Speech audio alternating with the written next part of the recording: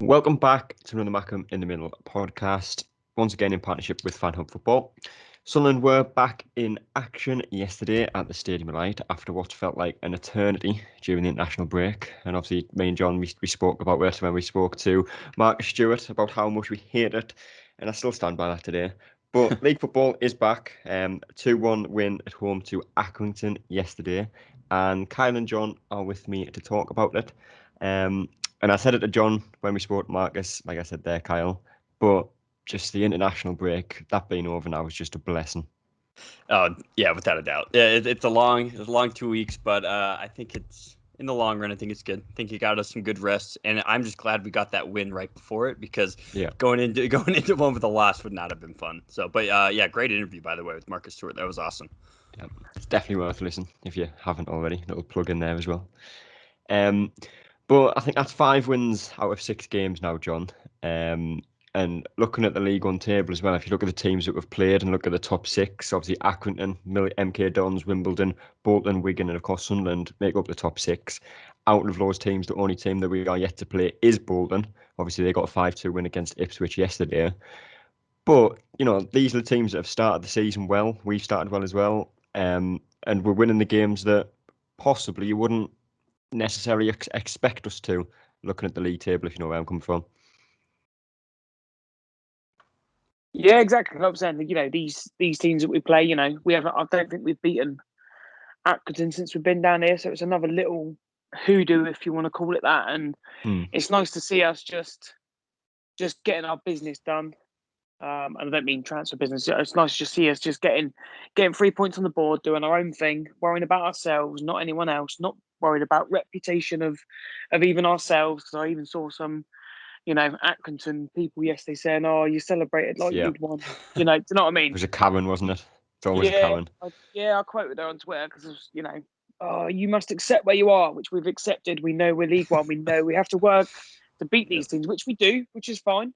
But when we do, we can celebrate how we like. You know, it's a good, hard-earned 3 points, and that's probably testament to them as well. Because, you know, to be fair, it was toe-to-toe yesterday. They gave us, you know, a really good game, considering they want to play the plucky old, you know, we're just little Accrington. But to be fair to them, they came and gave us a go. But we won. We can celebrate it how we feel we should, and we should be able to celebrate. And, you know, everyone else can do one in my book. Yeah. And it is one of them things as well, though, when you're in League One as a club like Sunderland. And I'm sure, you know, it's not just us. There's a lot of other big clubs in here. But, you know, if you lose to Accrington, well, you shouldn't be losing to them. But if you beat them, you're not allowed to celebrate it. Yeah. We are where we are. You get told we have to accept where we are. We are now accepting we are where we are. We're now accepting that we're playing Accrington. We beat Accrington. And now that we're the bad fans for kind of accepting that now. It's a no-win situation, really, for us, isn't it, John? Yeah, like, do you know what I mean? Like we say, it doesn't matter if we beat, you know, if we beat Man City or we beat, you know, Burton out. It doesn't matter.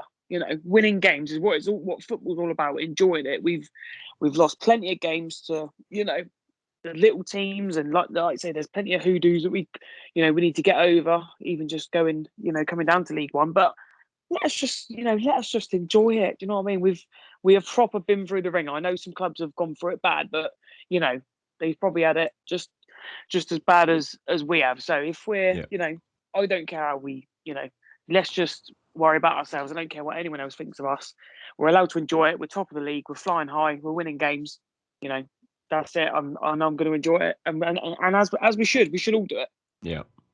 And John said there, Kyle, obviously Sunderland is doing the business, and, you know, he wasn't actually referring to the transfer business, but looking at the whole thing, you know, pretty much since Kirill Louis-Dreyfus came in as owner, since Lee Johnson came in, for the first time in a while, it feels like everything's going the right way. The transfer business, you know, that seems to have a real strategy behind it. They're getting the results on the pitch, putting performances in. There's obviously still going to be little bits here and there that, like, kind of like off the pitch issues. It's always going to happen. It happens even at Premier League clubs, but 99% of the things that are happening on and off the pitch are going very well and looking like they will go well for the foreseeable future. Without a doubt. And I think now it's just down to kind of man management. We have a lot of talent. We have a lot of people who've come from different leagues, which is really fun to see, different styles of play. different academies and whatnot, like the Bayern players and stuff that we just brought in. That's just very exciting. And it gets the fans excited. And then it creates a good, healthy level of competition. And as well as just kind of sharing of different, almost in like the business world, you call it like best practices, right? Where, Germany they play a different style. So if we can get everyone to kind of work on the same page and kind of teach each other kind of the different tricks of the trade, I think it'll overall strengthen, the iron sharpens iron, cliche. But I agree. Everything seems to be working in the positive realm, moving in the positive direction. And as long as we keep kind of knocking off these teams who bubble to the top, we're top of the league right now. It's fantastic. Yeah. But everyone else below us just seems to kind of be staggering. And our best case scenario is that they just keep taking points off each other. And then we just, as long as we defeat the people who kind of bubble up to the top and play us, then man, we're gonna be in really good position. Yeah. Well, look at the team that did start the game. I think there was the one change, I believe. Obviously, Hoffman came in for his debut, and they do call him Thorben Hoffman, so I don't know if that actually is his first name. So obviously it's Ron Thorben Hoffman, but we'll go with Thorben. Winchester, Flanagan, Doyle, Serkin, O'Nien, Neil, Gooch, Embledon, McGeady, and Stewart. There's kind of two things I want to touch on here, but first of all, John, Hoffman in for his debut. As the saying goes, this is kind of like a Frankie moment. We will get onto it in the play ratings, but chucking him in is for debut. He did look a little bit nervous. You could sense that. Whenever ball went in the box, a couple of times when he was trying to play it out from the back, he did look a bit nervous. But it is a bold decision to throw him in for his debut, in the first game. Yeah, it was a bold decision. To be fair, I think he needed it and probably came out. He came out on top. It's probably one of the things where we're probably happy after 90 minutes to, for it to have happened. He knows what's going to be expected of him. People are going to maybe, target him and try and put high balls in. And he got caught maybe under a couple, but you'd expect that. He's not, he's not 35. He's not coming in and, he's played, 600 games or that type of thing. He's still really young. He's been an understudy and now he's number one in front of, a big crowd who, in fairness, would expect him to step up to the plate. So I was quite happy to see him thrown in, because you've obviously got him being thrown in, and then on the other hand you've got is it Dayaku? Yeah. Obviously not even in the squad and just sort of left to just to settle in behind the scenes maybe. So it's they made a decision on what they can bring, and he should be good on the floor if he's trained with Neuer every day. Neuer's probably the best keeper on the floor outside of the Premier League. So it's get him in, get him sorted, and Patterson will probably go on loan. We know Burgess is a steady enough goalkeeper, but if you're bringing in a goalkeeper from Bayern Munich, he's got to start. So yeah, I was quite happy with that. He's a few things to work on, but I'm quite happy with that. Yeah, and obviously Dayaku didn't feature at all yesterday, Kyle. Possibly, I probably would have liked to see him play. I always, whenever we sign someone, I do kind of want to see them play in the next game, but he didn't. Yep. But that is just kind of a testament to show that in previous years we've signed a player and we've kind of had to throw him in because we had no options or everyone else was out of form. But it's a good sign that we can sign someone from Union Berlin, I think it actually was in the end, but someone who's been at Bayern Munich. I think he played 3 or 4 times in the Cups and in the league for Bayern Munich's first team. It's good that we can bring someone like that in and just let him settle. Yeah, and seeing him on social media and stuff, it's he seems like a great guy, great positivity. And I also think it's just a brilliant kind of mark of our recruitment, as both these players obviously know each other, and Dajaku and Hoffman. And I think that really helps them to settle in, because immediately they have a friend that they can say, hey, we're kind of in this together. They obviously speak really well English, but in a sense, they speak the same language, right? They grew up in the same type of academies and stuff. And I think that really helps to get them settled in and get them bought into the culture. Same thing with the young guys.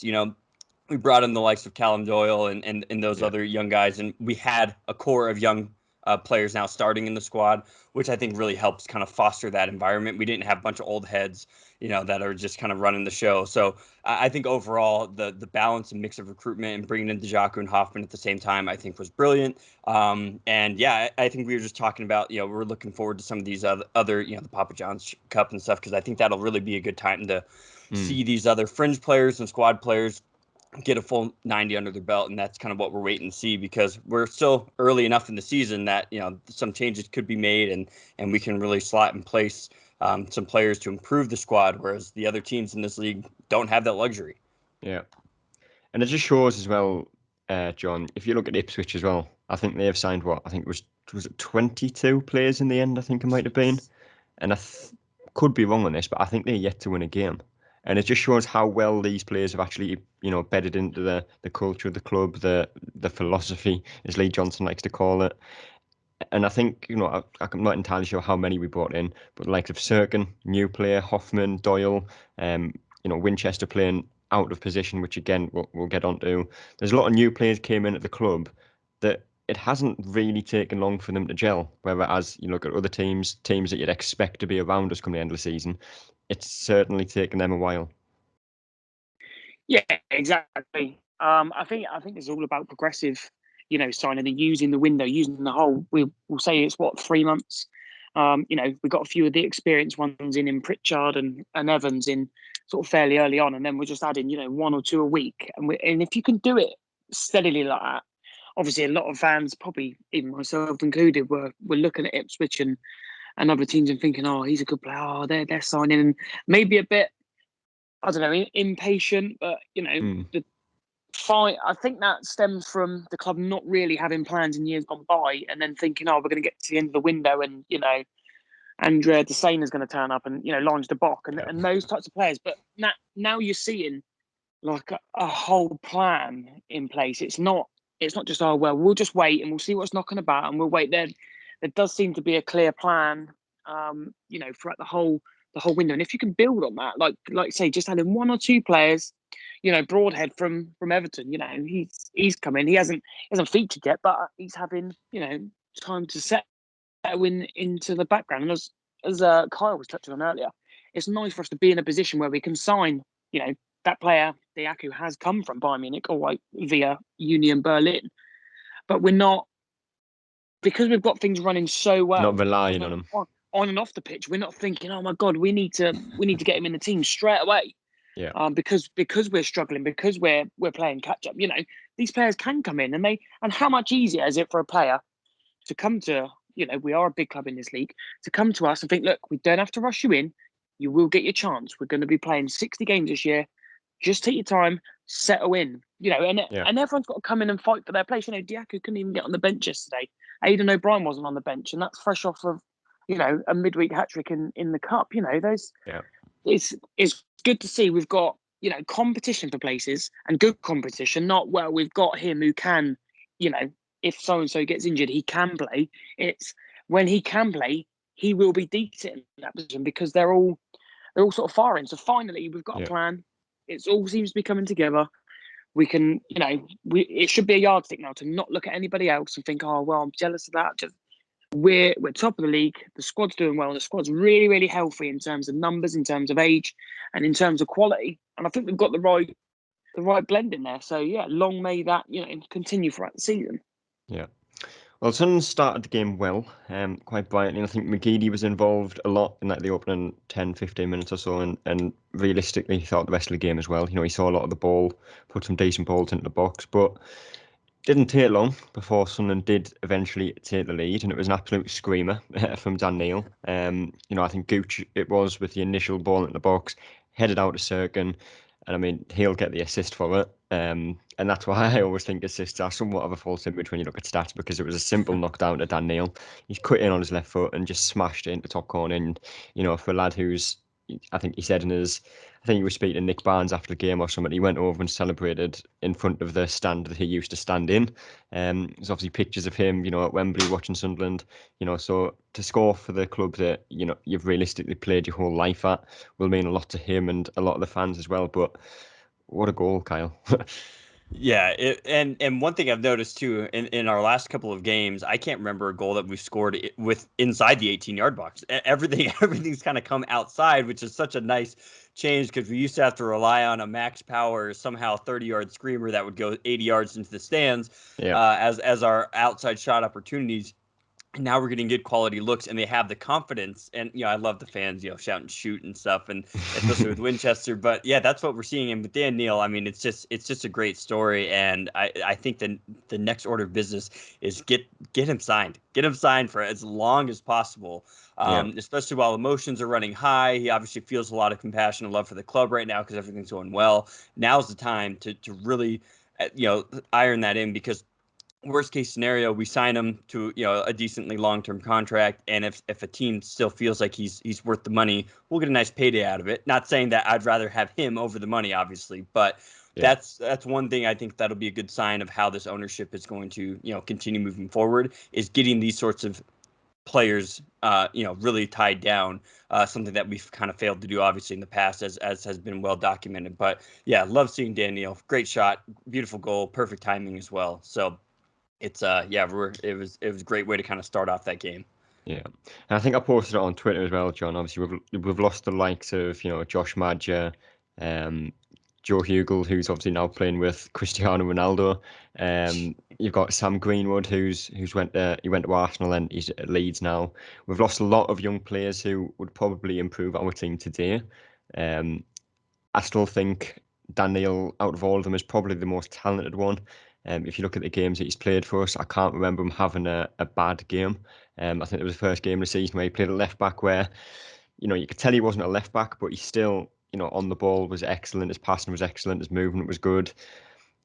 If Kirill Louis-Dreyfus and the ownership and Speakman and, whoever else will be involved want to keep this going the right way, signing him to a very long-term contract is a must pretty soon as well. Yeah, of course it is. It goes both ways. We've shown faith in him, and he's got to show obviously faith in us, and that's the club have got to obviously recognise that. I think in the coming months, I think that'll be a big thing to tie these players down. They're Sunderland fans, and if they are playing in the team, I don't see any reason why they shouldn't. They shouldn't be given new long-term deals, and obviously accept them. We know, like you say, with the Madger, the Greenwoods, and I could probably name about 12 more. Yeah. Probably young Sunderland lads who would love to play for Sunderland, but just never obviously saw a route to the first team, which is shocking in a way. We've lost those assets that will I think Hugo was due to even play in the Man United squad. If rumours are to be true, so he would always improve us in League One, but maybe this season, trusting the academy that has always produced a decent level of players, not always first team ready for the Premier League or the Championship, but now that we're here, and we're going through the leagues, then we've invested so much money in the academy. It's about time we started using it, and when it is used correctly, look at the team now. Even with Hume, you've got Hume, Gooch, Embleton, obviously Dan Neil, coming through Patterson. Even if we sell these players for decent money, it's as long as it replenishes, it's a massive asset that we've massively overlooked and stripped back. Obviously we can go into the if buts and whys about that, and another time. But put your faith in it, and now youngsters of the academy will see what Dan Neil is like and the reception that he gets and how he is. You know what I mean? And that encourages players to stay, as opposed to, if Man United come call in and say, well, we want to, if they can see the first team and you can say, look, we can offer you sort of like, you'll be in the first team if you're good enough and you train, then there's no reason. And that's I think half the battle of a Sunderland fan. We know, being Sunderland fans, I would rather play for Sunderland than I would go off to United, as long as I can see, a route to the team. And that's maybe what's been short-sighted, I think, in years gone by. So it's amazing to see. But yeah, the original point, get the kids tied down to these deals, because we don't want to be, if we have to lose them, which inevitably might happen. If Man City want to pay 200 million for Dan Neil, then we might have to let that go. But yeah, we've got to it goes both ways. But these we need to tie these boys down very quickly. Yeah. Well, it was about half an hour in. Accrington did get an equaliser. It was quite a poor goal to concede, just a corner floated into the box, and it was a free header. And Accrington did find the corner of the net. I think Hoffman got a hand to it, but I've seen it once. I'm not entirely sure I think it was Luke 09 who was marking the Accrington defender after the goal went in. He went down injured, so I'm not entirely sure what happened there. But realistically, for the first time this season as well, Kyle, after we conceded that goal, we just looked a little nervous. You could sense it in the players. Whereas in other games that we've conceded, it's almost spurred Sunderland on further. I think it was the Wigan game where we conceded and we went down the other end literally about 80 seconds later, won a penalty. Yeah. But yesterday was the first real time where we did look nervous. Yeah, and credit to Accrington. I think that they set up really well. And I also credit to them, I've mentioned it before, where some teams will just come and just shell up and just not really play any style of open football. So credit to Accrington that they were bringing it to us. And I think that shows kind of where their leadership is. And I think they're a great club as well. But I think that's gonna happen maybe more times than not moving forward. Teams are going to realize that if they do get a goal against us, that we're going to try to come after them pretty hard, and as long as they can kind of survive those next 5 to 10 minutes, they'll be in good shape. But I think it was good that we didn't immediately panic. We didn't make any rash decisions. We didn't cause any frustrating fouls or anything like that. We just kind of kept at it and saw that half out. But I think they were right behind us in the standings. They're a tough team, very physical. One thing I noticed that they're just big. They were just a very massive, big team all around. So, I think that's just that is League One kind of in a nutshell. And we're not always going to have that galvanizing effort to get us right back in and equalize. And so we're just going to have to and just not make another crucial mistake basically in that window, right? It's like, hey, we have to play well enough. We have to create our chances, but we can't do it at the expense of giving up another goal because, it's. So, we didn't equalize, right? Or we didn't come back right away and score, but I think we did everything else right. We didn't panic. We didn't get any rash yellow cards right away or anything like that. So I think we managed it about as well as we could have to kind of see that first half out. Yeah. And I think one of the big differences yesterday, John, as well, if you go back to other seasons in League One, if we were 1-0 up against an Accrington or any other team in the league, and we conceded a cheap goal like that, you'd be able to sense it in the crowd as well. You'd maybe be able to sense the frustration. The players would feel that and kind of react to it with misplaced passes or not winning the 50-50s. But there was a sense of, I suppose, optimism in the crowd and probably when you're watching it on stream as well, because what this team's capable of. We've defended fairly well. Obviously, I'm not actually sure if we've kept a clean sheet this season yet in the league, but the crowd weren't getting frustrated. I think there was a big roar straight after they scored and just spurred the team on further. There's a lot more faith in the team now if we do go one behind or if they do equalise. Yeah, of course there is. We know that there's pressure at the Stadium Light, but as soon as the goal went in, it was a bit of I'd say it was a bit of a sucker punch. But those things are going to happen. It's how you respond to those. And like you say, there was a massive roar. The players rise to that, and I think a lot of the youngsters will rise to that. Your Embletons, your Dan Neils, who actually have maybe been on the other side of that. Been in the crowd and been the ones and they're the ones who can respond to it. Accrington had a little bit. After that, but I think when you're at home, it doesn't matter who you're playing, and this is not an arrogant thing, but I think you've still got to think we are still in this. We're still Sunderland. We're at home. This place is a massive fortress. We've got 30,000 people right behind us, literally till the 95th minute or whatever it was.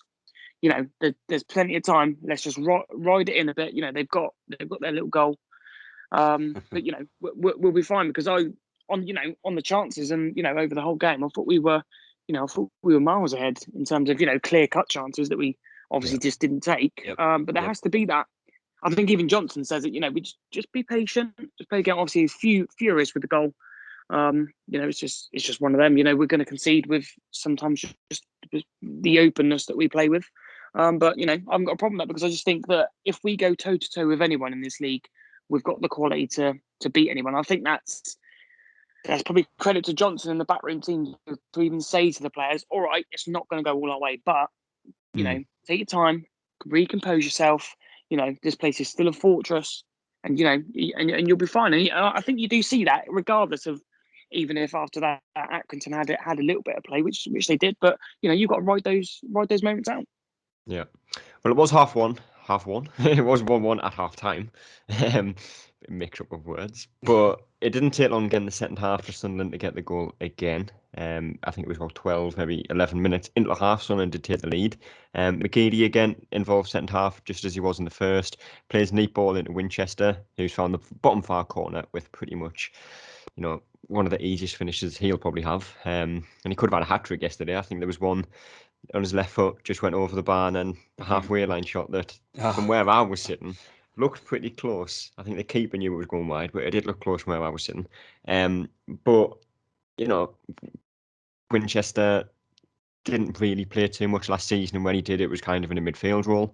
He's being shoehorned into a right-back position this season, and I think they said on Quest about how well he's playing out of position, John, and I replied saying, at what point will people stop saying Winchester's out of position? Yeah, exactly. I think he said, he's just covered the last 1 or 2 games. I think, he's been there since, maybe the start of pre-season, because, we didn't have any fullbacks. But fair play to him.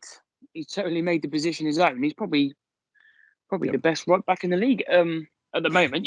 He's creating goals, he's scoring goals, and he defends well. And it's, by all accounts, he was a right back, I think, before then he went into midfield. But because he's such a good midfielder, and I think it's even with Max Power, I think when they've got the game properly in front of them as a midfielder and you're playing in defence, I just think you just look so much more comfortable and assured on the ball. And he is, we watch him every week, but he is, a fantastic player. And it's, he's made the position his own. I'd say he's I'd say he's 10 times better than what 09 was at the back, and a lot of people would say he was quality back there. So, happy to keep it. And he, like you say, he's made the position his own. So we'll take that all season. The only thing I'd probably be annoyed about is that players like Scowen and Power kept him out of the team last season, which is shocking. But we're over that now. We're past it. We've got over it.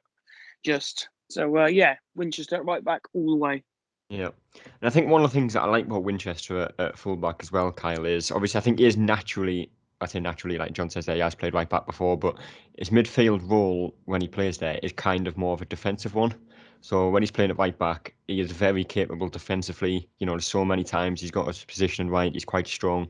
He's definitely quite quick. But on the same side, when Sunderland dominating possession, he's very, very good on the ball. He's quite nimble with the ball at his feet. And, as we've seen a couple of times this season, he can get a couple of goals as well. Yeah, and I think he's kind of the prototypical player for somebody who maybe is not pound for pound the best, player you've ever seen.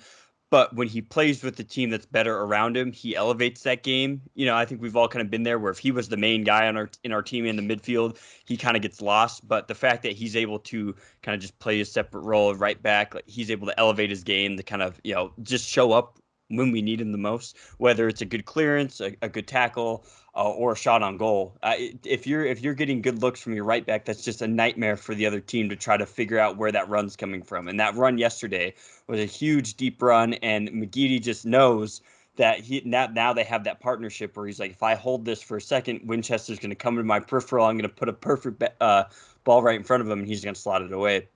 So it just shows how he's elevated his game. And I think just overall the team as a unit has really risen to the challenge, and Winchester's just you can just tell he loves it. He loves it, and playing in front of this type of crowd for the first time in his career, good for him. This is something he's probably been waiting for so long, and credit to Johnson once again for identifying that and then making the change and saying, hey, like, I think you can do well here. He empowers him. He obviously has confidence now, and it's paid off.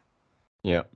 And I think one of the big differences from last season as well, a lot of the attacks that we would kind of be defending against would come from the wing last season. Obviously, had Max Power at right back for large parts of the season, and then, God forbid, say his name, who at left back. But we've got Dennis Serkin who's getting better with every game that he plays, and I think he had a very good game yesterday and was kind of overshadowed, I think, by some of the other players on the field. But I think he did very well yesterday. And obviously Winchester, defensively excellent, going forward excellent. He's got that pace, he's got that intelligence. He doesn't just point a finger like to his teammates like Max Power would. There's just a big difference in that sense, John. Yeah, massively. What we've been saying it for years, we need, some proper fullbacks. And I think it's quite a tactical I'm not sure if the word masterclass is the one to use, but I think it's quite clever from Johnson to swap Gooch and McGeady. Because I think if Gooch is on the other side, on his normal side, sorry, I don't think he's going to pick out Winchester, whereas I think McGeady will. But then if you've got Gooch on the left side, I think that covers Sirkin more, because Sirkin's not going to be the one who's bombing up and down. Obviously, we know Winchester's going to be the one. Sirkin almost tucks in, and you go to a back three, and then you push Winchester on, and sort of overload down that way. So it was quite creative for Johnson to swap. We can all look at it and go, oh, he's literally just swapped them over to see if we could do something else. But I don't think Gooch finds Winchester, and then he obviously creates the overload in the space, because they're not expecting Winchester to get so far up, because they're thinking he's a midfielder. Sirkin is then the weaker of the two fullbacks out of him and Winchester. I'd probably do him a disservice saying weaker, but Gooch is there maybe just to protect Sirkin a little bit, because they were trying to think, oh, we'll have a go at Sirkin. So with the fullbacks, it's working really well at the moment. So you can maybe say that, with Johnson's tactics there, with McGeady playing in Winchester for the winner, I probably would have to call it a tactical master, especially from my perspective. Anyway, obviously, everyone's entitled to their opinion, but that's sort of how I saw it. Yeah. Well, it did finish 2-1 ultimately. And it was, quite a nervous end to the game again. I think it was 6 minutes added on, and we were holding on to the lead, Kyle. Bailey Wright came on as well, last 10 minutes or so. And Johnson seems to like to do that in close games like that. And again, I think we said this, the last couple of games as well, where it's been, maybe one goal in it, 10 minutes kind of just defending the lead. It is very, very risky. It is, but if it's working, I think we're going to see it until it doesn't work. And I think he likes that ability. He likes how loud, Bailey Wright, he's been captain of a championship club, right? Not too long ago. Yeah. So you like that presence, you like that leadership. But just to kind of touch back on Sirkin, like toward those last 10 minutes, every single ball that Accrington played was down his side. And, for the most part, he and I think Pritchard was the one who came on toward the end. He did a good job to kind of help back a lot. But almost every single ball is like, oh, my God, again, it's going down that same side, going down the same side. And I think the organization was much better. I think there's only one time where a player kind of got loose. But overall, if you're solid in the middle, you can kind of make up for any lapses that might happen down kind of that outside. So I think that's the reason behind it. You got Bailey Wright. He's big. He's physical in there. He's not afraid to get his head in there. You make that tackle. So it's nervy as always. But if it's working, making more of a defensive change, then I don't see why Johnson changes it. It just really would be nice to have put those other chances away to be up 3-4-1, which we easily could have been. Could have and should have. Yep. But we'll move into player ratings and we'll rattle through these fairly quickly. Hoffman in goal. Like I said, I went with a. I mean, I'm don't know, to be honest. I'll say 6, but I've in the report that I did, I've went like 5/6 because, like I say, throwing a keeper in for his debut was tough, and like I say, he would have been nervous, but you could definitely sense it. Set pieces came in, he was kind of getting stuck under the ball, not getting there. There was a corner sent in that he's dove for the ball and missed it, and it ended up getting cleared off the line. And obviously there's the just. I don't know how to describe it, but you could just sense his nervousness. And again, I'm not writing him off. He's probably going to be a very good goalkeeper. You don't play for Bayern Munich if you're not. And the last German that we had that made his debut had an absolute shocker. And he went on to being one of the best midfielders that we've had in years. So I went with a 6 for Hoffman. John?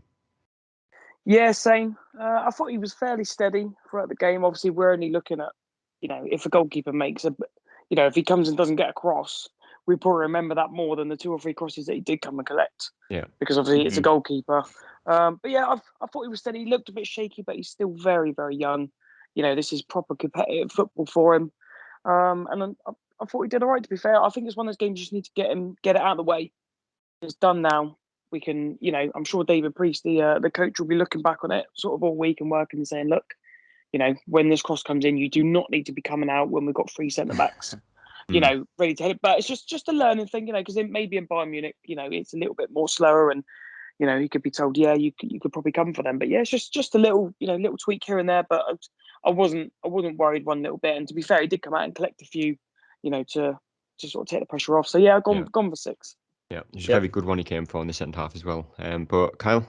Yeah, no, I think you're right. I think he did well with the ball at his feet, looked confident. And I think as a goalkeeper, you either got it or you don't. And we've seen plenty of goalkeepers who are in and they just don't have it. And the only way you're going to find out is you got to put them in. So we're, like I said, we're still early enough in the season. You got to find out what the signing can do, especially as a goalie. Like, can we rely on him? And so the best way to do it, you have a home crowd with you, a team that is high up on the table, but is still a tough opponent. Excuse me. And he didn't look too out of his depth, and I think he'll grow into it. And it's just kind of on the goalkeeping coach and Lee Johnson to either put the full confidence behind him or just say, hey, we're going to rely on you down the stretch, so you got to be ready whenever we need you. So I think he did well enough, and hopefully we can continue to kind of see him grow. Yeah. Winchester again at right back had them 2 efforts in the first half. They both missed the target narrowly. Would have been a absolute screamer, that one is left foot that did just go over, the one from 70 yards as well, which I think I try to think how many times he's going to shoot just because the crowd tell him to this season, but with how he's shooting at the moment, I don't think that would be a bad thing. But his positional sense was excellent, carried the ball forward well, great finish for his goal, so I went with an 8 out of 10, possibly a 9. John? Yeah, exactly the same. Yeah, probably doing him a disservice just giving him an 8. Yeah, I'd go 9. I thought he was excellent. Knows when to ping the ball down to Ross Stewart, and other times he can get himself up the pitch with nice little 1-2s and defended well and scored the winner. When's our right back ever been a real threat on goal? So if he's bringing that to his game, then yeah, we can't ask for any more. But yeah, I'll give him a 9. It was quality yesterday. And Kyle, for you? Yeah, I'll go with a 9 as well. And there's something just so perfect about a player with the last name Winchester, like the rifle, being told to shoot. I won't ever get tired of that. So good for him. Let's it's if we can rely, like you said, on our right back to kind of keep that composure in that sort of situation and slot it in the back of the net, we're gonna be in really good shape moving forward. So yeah, I loved everything about him. Team seems to really love him as well. It's just a great player for the club right now. Yep.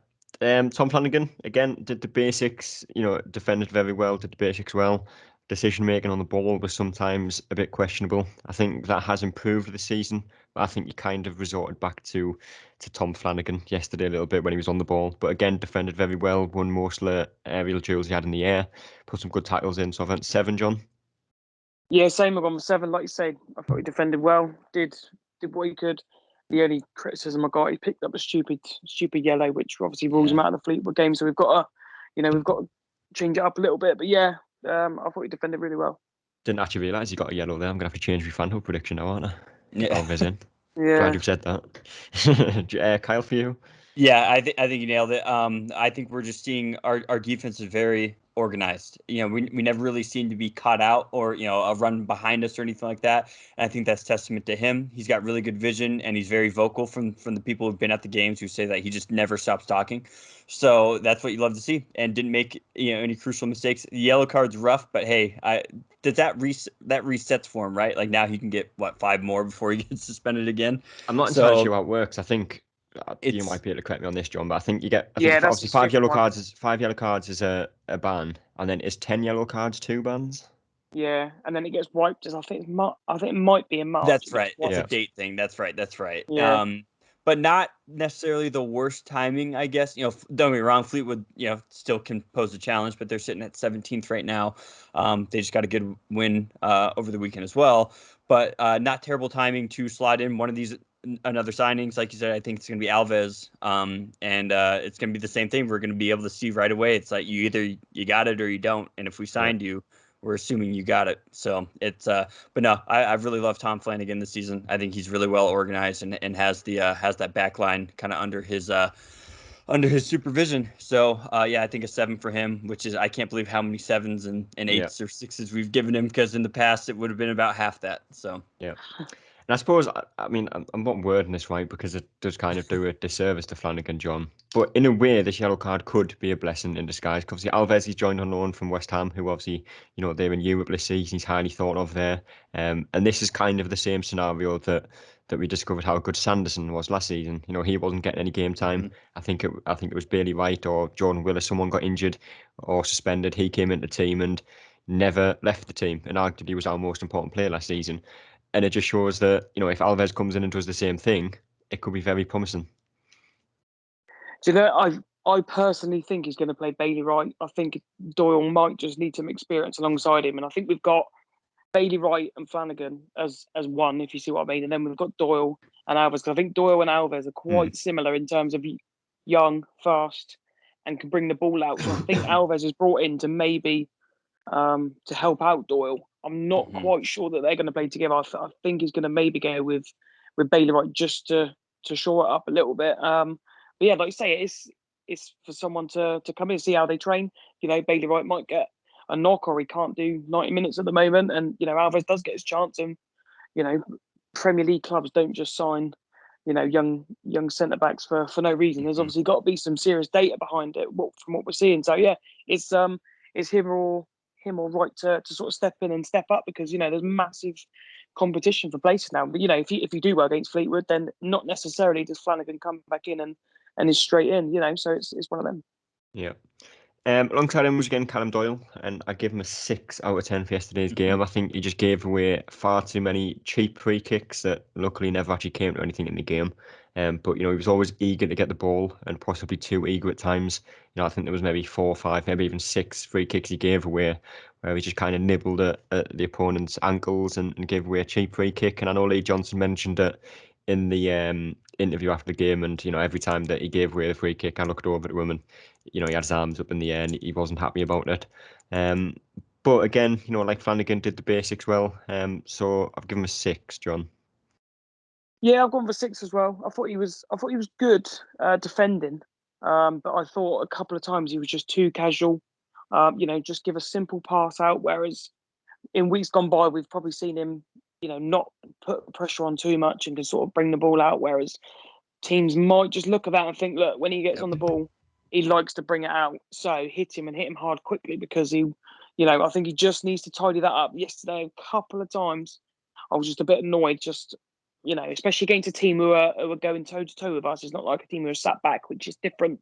But just a couple of times, just I think the one where Sirkin had to clear it off the line, Doyle had it, and obviously just dwindled on it. Gave it away. Yeah. I've got a problem with the turning around and literally smashing it into Rosette. I've got a problem with that, because we need that at times. But yeah, just a bit too casual, and it's probably nearly cost us, from that. So I'd like to see him maybe just brush up. But I'm sure it's something that Johnson and the staff will go through with him this week. He's still still very, very young and still learning. Yeah. And Kyle? Yeah, I think John nailed it. I think the other teams now know kind of what he has liked to do up to this point, and so they were obviously preventing that. And it's just this is the development of a young player, right? It's just he's gonna have to learn that teams are now settling in, to this season, and a lot of these other teams are, like I said, kind of studying how they can shut us down in certain aspects. And I think they identified Doyle really quick. And I think he did some things really well. And then, he gave away some cheap passes and some turnovers and things like that. But that's just the progression of a young player. We're going to see that probably more times than not moving forward.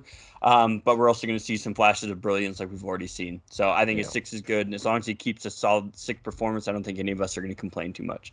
Yeah. The last little back four was, of course, Dennis Sirkin. And I think, like I said earlier, it just looked much more confident at left back. His positioning was much improved. Still really needs to work on that final ball, because crossing is something to be desired. But overall, I've went with a 7, John. Yeah, I did have a 6, but I think I'll bump him up to a 7. Obviously, we've got the assist, if we want to call it that. But how many assists did Narquin get for Kevin Phillips? To be fair, I mean, how many knockdowns did Quinny give Phillips? So we'll give him that one. Clearance was quality. He knew where to be. We had a left back who didn't, couldn't even trap a ball last season. And I thought I thought about it, because I didn't yesterday. I saw a lot of people saying he was really, really good, and I wasn't quite sure on a few things. But yeah, from sort of watching it back, I thought he was decent. The only slight concern is that he did tuck in a little bit, and maybe we just need to keep the width to stop the crosses, because they did have quite a lot of space late on. If you stop the crosses, you stop the service into, he's had 4 strikers on in the end, which their manager loved to shout about, which I don't think is a big thing. But yeah, it's nice to have a left back who a proper left back who's probably can only get better. Yeah. And Kyle? Yeah, I would have gone with the 6, but he did directly keep a goal out of the back of the net by being in the right position and getting that header clearance pretty much off the line. So I think that bumps him up to a 7. And even right after that play, I'd love to see 09 kind of went up to him and really, shook him up in a positive way, just kind of pumping him up. And I think just like what you said, he's reading the game better. Positionally, he's been a lot better, and it's more kind of that young development player. League One is really an interesting league for, I think, defenders, just because it's so erratic. There's not really the same flow that you'd see in academy play or in under 23s or even Premier League and stuff, obviously. So I think there's just a little bit of an adjustment to that, but I think he's starting to see the field a lot better and kind of read the flow of play a lot better. So. I think 7's good. He, like I said, kept the goal out of the back of the net, which is huge. Yeah. Moving to the midfield, we'll go 9. Took plenty of knocks throughout the game. Obviously, the goalie was injured. Just think it was 3 or 4 times he picked up a knock and possibly was targeted. But he worked hard, but didn't contribute much to the game. He did the basics well. So I went with a 6, John. I've actually gone with 7. I thought his effort was second to none. I think he did a lot of the dirty work, but maybe a lot of people sort of don't. We obviously look at Dan Neil and Embleton, but I think for those two to flourish, which they obviously are at the moment, I think you need someone there doing the off the ball and the dirty work. Because I think maybe he just didn't get the credit for yesterday, because it was quite a bitty game in the middle, and for those two midfielders to have that freedom, I just thought it was very, very good, especially. We know what he gives every week. And I thought he was sort of what's the word? Sort of an undervalued hero yesterday, maybe. Unsung hero. A little bit unsung hero. Thank you. That's exactly what they call it. And maybe don't shout about that, because a few people will shoot me down because they're not big fans. Not mentioning names. No. Yeah. Kyle. Yeah, I've noticed that as well, though. There's some people who are kind of turning on him, but I think especially in League One, you have to have a midfielder like that, because we had Dan Neil, who's kind of the spark to really make a lot of these beautiful plays happen. And then on the flip side, you have Luke 09, who does a lot of the ugly work. But there's a few times where they're trying to dribble through the middle. One of their players gets through, gets past Neil or gets past another player, and then at the last second, 09 just makes this really weird, ugly tackle, but it just pokes the ball back into our possession, and then it springs that attack. It's those types of plays at 09. He's not afraid to get down and dirty with it. And you just have to have that in this league, because it's not a league that supports beautiful football across 11 players, and so you need that player to really do the dirty work, like we've said. So I think a 6 is pretty solid. I think that's exactly kind of the effort that he put in, but didn't really do anything to drastically change the game, but did his role. And I just hope that we can maybe get him some rest for that shoulder here in a bit, because that does seem a little concerning. Yeah. Daniel, again, in midfield, went with a 9 out of 10. Obviously, he got his goal. Passing was, just exemplary, to be honest. I think it was a couple of long balls. His short passing was excellent. And he just is a real talent. Like I say, quite possibly the best, academy player that we've had in recent years. 9 out of 10 for me, John. Yeah, same for 9, yeah. I thought he was quality in midfield. The sort of player you want to, keep hold of the ball, keep it flowing. Not afraid to try things, which we absolutely love. We know what we had last season in the middle, and a fantastic strike on his weak foot. But who knows what his strong foot is. But yeah, I've gone for a 9. Yeah, and Kyle, for you? Yep, 9 as well. And I think for as good as he is on the ball, his off the ball movement and runs is also great. Yeah. It creates fits for defenders, and it opens up our other players. I think his IQ is just off the charts for someone his age. So 9 out of 10, great to get that first goal. Great to see him kind of, kiss that badge. And, like I said, just get him the contract, right? It better be on his table right now. Yeah. So, Elliot Embleton, possibly harsh, but we know what he's capable of. I went with a 5. I thought obviously you're very energetic, but similar to kind of a few other players, his final pass wasn't great today. There was a couple of times he was played through on goal, and the touch wasn't great, and he kind of had to slow his run a little bit to catch up with the ball. There was one, I think, in the second half, late in the second half, that he's played through on goal, got tackled. I went with a 5, John. I've gone for 6. I thought he was okay, but it's nice to not in a nice way, but it's nice to not maybe have to rely 100% on him, because other people are doing the business. If we're in League One, that's what League One players do. They can't show up every week. But yeah, I thought it was neat inside. But yeah, he's got to score. When that, especially that 1-on-1, maybe even just smash it first time. But yeah, that's the way it goes. But yeah, like Ronaldo. Gone for 6. Yeah, I'll do for Kyle, this for week. you? Yeah, I think a 6 as well. Pretty much all the same things that John mentioned. He almost pulled off an incredible spin move on the wing that just barely didn't get past the defender. But I think other than that, yeah, I think he played his role well. He dropped back, I think, pretty well to receive the ball kind of in deeper areas, and his distribution was okay. And I think if you're giving him 5 or 6, I think that just shows where those expectations have gotten. And we just expect more. And I think that's good. I think it's healthy, and I'm sure he expects more, just like we've said about other players as well. And we still have a plenty of season for him to kind of fill those boots that we're expecting. So I think a 6 is fair. I don't think he did anything terribly. I don't think he caused anything also positive directly. So I think a 6 is pretty fair. Yeah. Lyndon Gooch, I've went with another 5. Obviously, he picked up that yellow card after a reaction to a challenge. He does kind of get frustrated quite easily, and I think he just sort of fizzled out a little bit after that yellow card.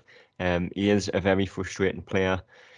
He just doesn't get his head up enough. And I know you said it earlier, John, if you swap the wings and you've got Gooch running forward with Winchester overlapping, he probably doesn't find him. He's probably doing a couple more step overs and then cutting inside, having a shot block and then giving away a foul, because that's what we've seen a lot from Lyndon Gooch.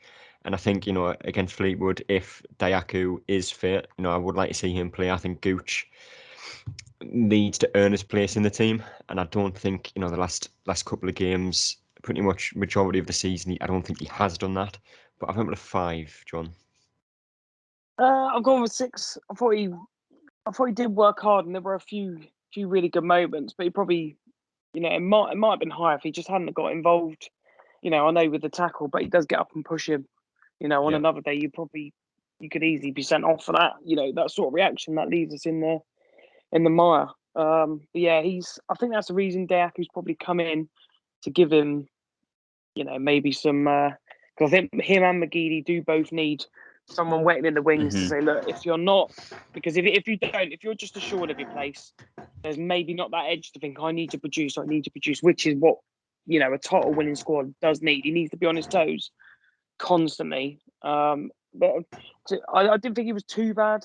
But I just thought maybe he was just overshadowed by other people and his own, getting involved and getting angry. He needs to play his game and get his head down. It'll be fine. Yeah, and Kyle, for you?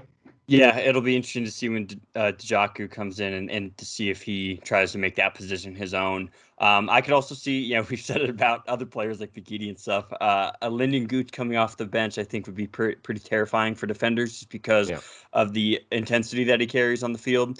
If he's on there for the last 30, 25 minutes, he in that stretch, he can really produce, a lot and really give everything he has. I just think over the course of the full game, he just doesn't have enough of an impact. I think a 6 is fair. I think he hustled hard. There's a few times where he was in the box defending with us as well. And so I think that tactical change of swapping him and McGeady, I think nailed it, because McGeady and Winchester have, I think, more of that football IQ, whereas Gooch is a little bit more all physical, and then Sirkin's still growing into this kind of league.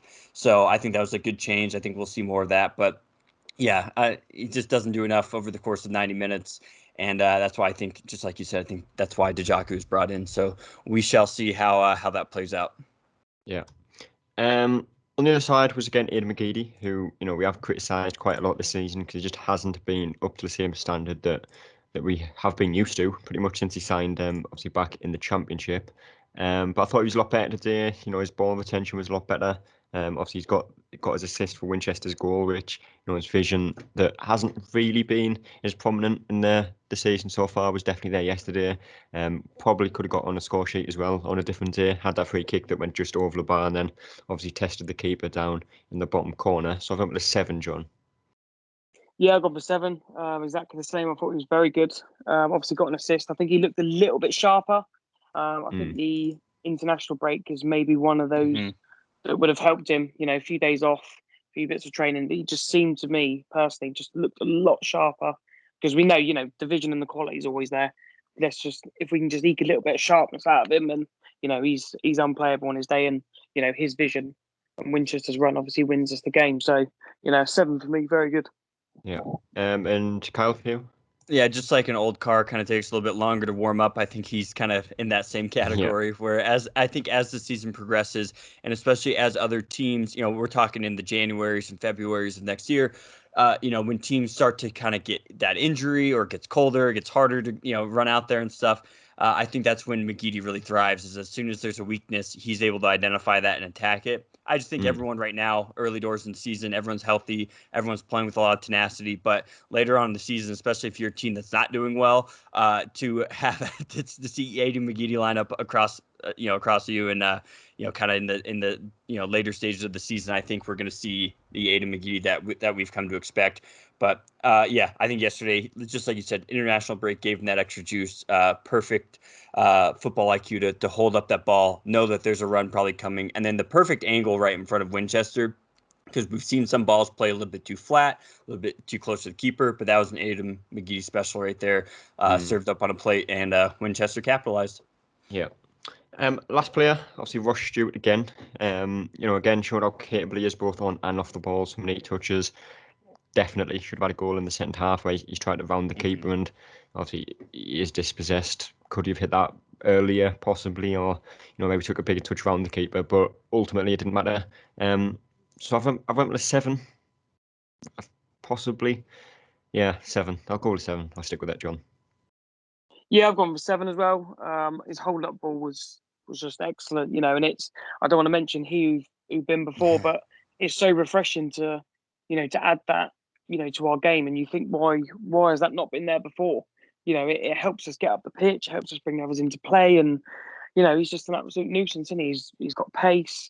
It probably would have gone up if he ever scored. I was a bit annoyed he tried to go around. It was almost like he was looking for a penalty. But, I'd like to see him, one touch, get out your feet and, just be ruthless. Yeah. And if he does do that, which he should as a striker, we see out the game comfortably, sort of, 3-1 up. So that's the only little bit. But his all-round hold-up play was absolutely brilliant. I was very, very impressed. Yeah. And Kyle, for you? Yeah, and I think tactically Ross Stewart shined because it appeared that they were man marking him with that one, I can't remember what the defender was, but pretty much there's that one defender against them all game. And if a team's gonna try to do that to rule him out of the game, the way we dumped it into the channels and he was able to get there opened up the rest of the field perfectly. So teams are gonna have to try to address him in different ways. And Accrington tried that, which I think worked in some aspects, but I think it still allowed us to run our offense perfectly. He's just a great team player to have. I agree. I think it would be an 8 or 9 if he would have put that goal away. But I think a 7. He's just gotta do better there. And I think now he knows. Like we've said before, it's still early, and you can try these types of things, but now maybe next time he'll just say, you know what, I'm just gonna let it rip and see what happens. Yeah. And man of the match, I think we're probably all. Maybe not. I'm going to say Dan Neil. John? No, I'm going for Winchester. All round, he was brilliant going forward and at the back. Yeah. And Kyle? I think Winchester. I just love it. And I mean, it's no slight to Dan Neil, but I love. I think Winchester impacts the game more on both sides, defensively and offensively. And whereas Dan Neil does do a lot offensively, I think you just can't rule that out, especially in this league, to have someone who defends well and can score goals, winning goals at that. So yeah, well, it was a good performance from both of them. Should we just say? Yeah, it's always good to have 2 man of the match contenders in there. It is. So yeah, it makes a change, doesn't it? As opposed to one player just stands out. Aiden McGeady. Yeah. Yeah. Well, there is no midweek game, I should say, which is unfortunate. But the next game is on Saturday, away to Fleetwood. I was going to go, but hotels in Fleetwood are apparently 250 quid for a night. So that one was out the window. But we are still away from home then, and I'll be watching it at home. But predictions for that one, John? I'll say 2-0 win Sunderland. We've got to be looking to go and win at these places if we're going to get out of this league. With who scoring? Let's have Ross Stewart and we'll have an Elliot Embleton. Lovely free kick. Kyle, for you? Yeah, I think a win as well. I think 3-1. I think we'll finally get over that 2-1 hump because I think Aiden McGeady will provide a goal. But I also think we'll see 3 changes. I think we'll see, obviously, either Alves or Bailey Wright in there, maybe possibly both. And I think either Dijaku or Pritchard or possibly both. So I think this will be the first game where we see kind of a different side because, like we said, Fleetwood 17th right now. I think that is now the time to really give those other signings a chance and say, well, time to prove it. You either got it or you don't, like I've said. So, yeah, but I think 3-1 with 3 changes involved. Yeah, we will see. Of course, that is on Saturday, so we will be back on Sunday with another one of these reaction podcast episodes. John and Kyle, appreciate you both joining me again. Thanks for having me. No worries. We'll be back on Sunday with reaction, but until then, we will see you later. That's all, folks.